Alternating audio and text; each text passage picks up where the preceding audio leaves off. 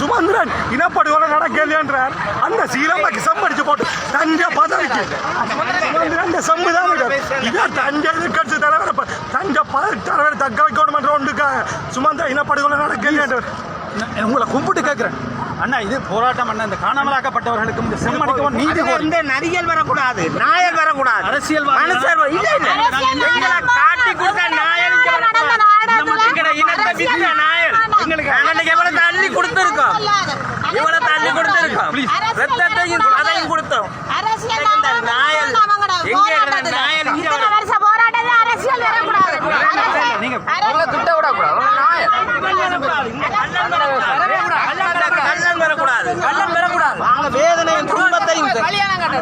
நாளைக்கு சொல்லுவான் இது புதைக்குடியில வருவான். இங்க என்ன சம்பந்தம் இருக்கு?